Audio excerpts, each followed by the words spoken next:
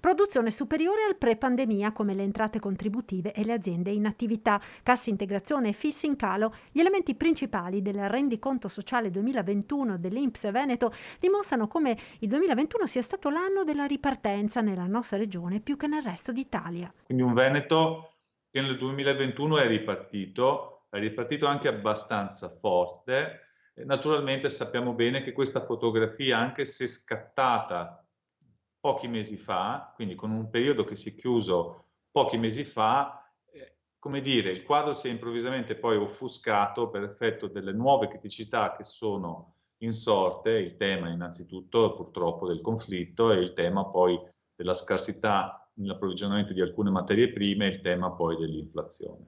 Sul fronte delle pensioni si conferma un lieve costante incremento, oltre 1.663.000 pensioni liquidate, ma uno scarso appeal di quota 100 con solo 11.240 prestazioni con questo accesso agevolato.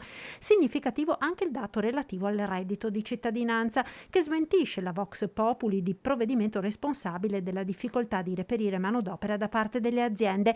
Le domande sono in calo, 37.513 rispetto alle oltre 61.000 dell'anno precedente. A fronte di una popolazione che rappresenta il 10% di quella nazionale, il reddito di cittadinanza in Veneto è chiesto da una percentuale molto più bassa. Nel 2019 si era partiti da un 3,8% del totale nazionale, in questo momento siamo, nel 2021 è stato chiesto nel 3,2% dei casi, ma posso aggiungere che nei primi mesi del 2022 questa percentuale è scesa ulteriormente. Adesso siamo attorno al 2,8%. La spiegazione che ci siamo dati è che probabilmente nel tempo, anche per effetto di controlli che si sono percepiti come essere molto più stringenti di quanto probabilmente qualcuno poteva pensare, le persone che chiedono il reddito di cittadinanza progressivamente e sicuramente in Veneto sono persone che hanno effettivamente i requisiti per poterlo chiedere. Nel 2021 sono state oltre 3.000 le revoche del reddito e oltre 10.000 i nuclei familiari decaduti dal diritto.